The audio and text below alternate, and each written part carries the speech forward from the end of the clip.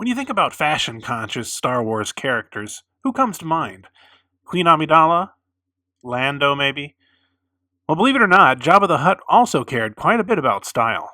Oh yeah, he was all about the bling. So today I thought I would introduce some Jabba-related jewelry. Now this first item is a brooch, but I should mention first that I'm not going to be including things like pins or badges, since there are enough of those to do an entire video by themselves. This Salacious Crumb brooch from Adam Joseph was released in 1983. It was also available as a necklace on a chain, but it was essentially the same product. I don't have a manufacturer or a definite date for the next few items, but I'm relatively sure they're from the 80s. These are pieces of bootleg jewelry.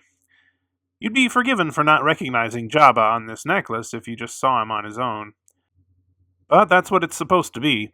It'll become a little more clear when you see some of the other pieces, apparently from the same manufacturer, like this baby blue Gamorrean guard in a fetching red outfit. The color scheme is bizarre, but the design is obviously a Gamorrean. I also have these rings with the same designs as the necklaces. Here we have the same Jabba, with a face that looks even more ridiculous at this scale. There's also a C-3PO, the Gamorrean guard, and believe it or not, this next one is actually supposed to be the Rancor monster, although it looks more like a blue King Kong than anything else. These are flagrantly cheap rings, more like play rings than proper jewelry, which makes me think that maybe they were some kind of carnival prize rather than real products that people might have bought on their own.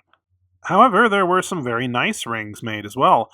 The unfortunately named Japanese company Jap Inc.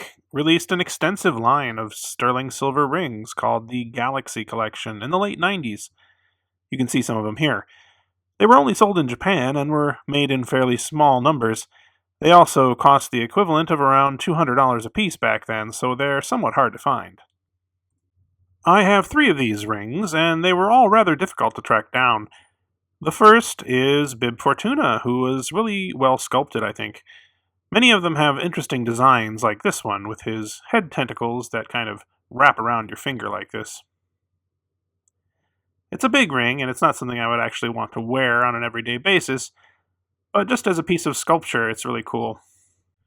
My rings seem to have gotten a bit tarnished over the years, but I'm a little reluctant to try and clean them.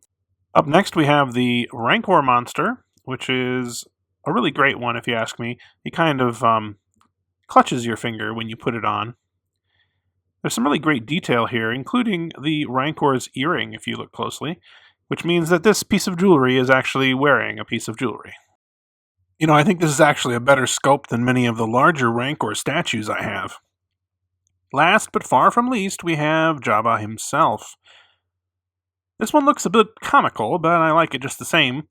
His tail wraps around your finger when you put it on. I had to get this one in particular from a Japanese auction site, and I got a pretty good deal on it, but it was still kind of an ordeal to try and get it to the US. One of the rings that I still want to get is the Gamorrean Guard, which you can see here. Even after regularly checking Japanese auction sites for some years, I still haven't found one. At least not at a price I want to pay. I do have this unlicensed Gamorrean ring, though. I'm not totally sure if this was inspired directly by the Jap Inc. ring, but it seems pretty likely that it was. It's not a straight copy, though, since it's been sculpted from scratch. If you think this one looked bad, though, you'd better brace yourself for the Bib Fortuna ring. Yikes. This is a pretty poor job, and it makes Bib look quite a bit like a monkey, actually. A comparison with the actual ring shows just how bad this one really is. I wonder if they also made a Jabba, but I've never seen one. We're not done with rings just yet. I also have these 2 Huttese translator rings that were released just a few years ago. I was attracted to these originally since I'm a translator and a Hutt fan, but these are really nothing more than secret decoder rings that you spin around to find the Huttese equivalent of a particular letter in English. It should also be noted that there are multiple ways of writing Huttese, and the one they've chosen here wasn't actually from the movies. It's too complicated to go into here, but check the video description for a link to an article I wrote about it on my site. I suppose these dog tag necklaces from Topps probably also qualify as jewelry, although I doubt very many people actually wore them. These were sold in blind bags and had a variety of Star Wars characters on them.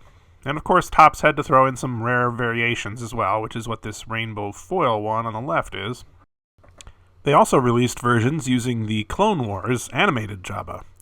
The rainbow foil effect is much easier to see on this one. Finally, I also have a couple of handmade items. This necklace is more than a little primitive, but it is kind of cute in its way. But it's also hiding a bit of a secret. It's actually a whistle. Allow me to play it for you.